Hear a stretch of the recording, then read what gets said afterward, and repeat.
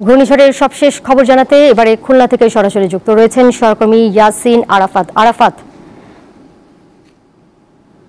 খুলনা এবং সুন্দরবন সংলগ্ন যে উপজেলা রয়েছে কয়রা এবং দুবলার চর এর বিস্তীর্ণ এলাকা কি প্লাবিত হয়েছে কিনা জানাবেন। সেখানকার মানুষের কি অবস্থা, আশ্রয় কেন্দ্রে কি তারা এসেছেন কিনা? দোলা, ঘূর্ণিঝড় শুরু হয়েছে এখন এই মুহূর্তে আমি মংলা আবহাওয়া অফিসের সঙ্গে কথা বলেছি এবং তারা আমাকে যেটি জানিয়েছে যে ঘূর্ণিঝড়ের মূল কেন্দ্র এই মুহূর্তে সুন্দরবন এবং মংলা অঞ্চল অতিক্রম করছে। তারা যেটি বলেছেন, এর আগে আমরা দুপুর থেকে জানতে পেরেছি যে দুপুরে যে জোয়ার ছিল সেই জোয়ারে কিন্তু সুন্দরবনের যে 16টি পয়েন্ট ছিল সেই 16টি পয়েন্ট প্লাবিত হয়ে গেছে। এছাড়া খুলনার কয়রা এবং দাকপ উপজেলার এই উপকূলীয় উপজেলা সেই দুটি উপজেলা কিন্তু অনেকটা প্লাবিত হয়েছে এবং কয়রার যে উপকূলীয় বাঁধগুলি রয়েছে সেগুলি নাজুক অবস্থার মধ্যে চলে এসেছে এবং সাধারণ মানুষ কিন্তু অনেকটা আতঙ্কিত। তারা আইলার পুনরাবৃত্তি হতে পারে কিনা এই বিষয়টি নিয়ে কিন্তু তারা অনেক বেশি আতঙ্কিত রয়েছেন। তবে এই মুহূর্তে আমি রয়েছি মংলাতে, মংলা ফেরিঘাট অঞ্চলে আমি অবস্থান করছি এবং এখানে আমরা দেখতে পাচ্ছি যে ঝড়ের বাতাসের তীব্রতা কিন্তু প্রতি মুহূর্তেই বাড়ছে এবং আমার আশেপাশে আমি কয়েকটি গাছ ভেঙে পড়ে যেতে দেখেছি। এর পাশে আমি যতটুকু জানতে পেরেছি যে মংলার জয়মণি পোল এই অঞ্চলে কিন্তু কিছু বাড়ি প্লাবিত হয়ে গিয়েছে। বাগেরহাট জেলা প্রশাসক তিনি কিছুক্ষণ আগে জানিয়েছেন যে এখান থেকে প্রায় 50,000-এর মতো মানুষ তারা কিন্তু তাদেরকে নিরাপদ আশ্রয় সরিয়ে নেওয়া হয়েছে। এছাড়া বাগেরহাট খুলনার যে দাকপ উপজেলা এবং সেখানের কলাবগী অঞ্চল এবং নলিয়ান এটি একেবারে প্লাবিত হয়েছে। কলাবগী অঞ্চল পানির নিচে চলে গিয়েছে এবং আবহাওয়া অফিস যেটি জানিয়েছে সেটি হচ্ছে এই ঝড়ের সাথে সাথে যে রাত 12টা থেকে যে জোয়ার শুরু হবে সেই জোয়ারে কিন্তু এই পানির পরিমাণ আরো বাড়বে। আমরা 3 থেকে 4 ফুট জোয়ারে পানির বৃদ্ধি দেখতে পেয়েছি এবং রাত 12টার যে জোয়ার সেটিতে পানির উচ্চতা আরো বেশি পেতে পারে এবং সেটি যদি হয় তাহলে খুলনা বাগেরহাট সাতক্ষীরা অঞ্চলের যে মৎস্যঘেরের জায়গাগুলি রয়েছে সেই অঞ্চল কিন্তু বিচ্ছিন্নভাবে প্লাবিত হবে এবং মৎস্যঘেরের ব্যাপক ক্ষতি হতে পারে, এমনটি কিন্তু আশঙ্কা প্রকাশ করেছেন সংশ্লিষ্ট যারা রয়েছেন।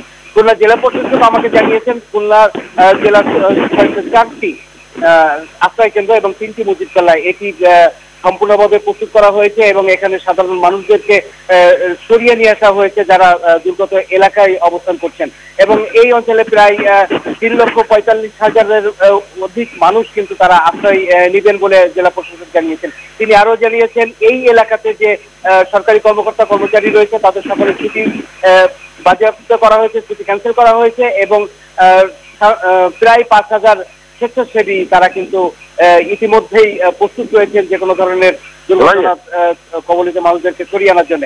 মংলা আমি যদি একটু জানাই, মংলা বন্দরে 6টি জাহাজ বহির্নোঙরে অবস্থান নিয়েছে এবং কোনো প্রকারের পণ্য কিন্তু খালাস হচ্ছে না।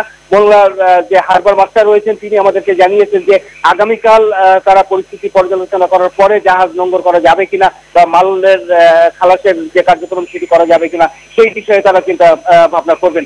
আগামীকাল দেখে ঝড়ের পরবর্তী অবস্থা দেখে তারা কিন্তু এই বিষয়ে সিদ্ধান্ত নেবেন।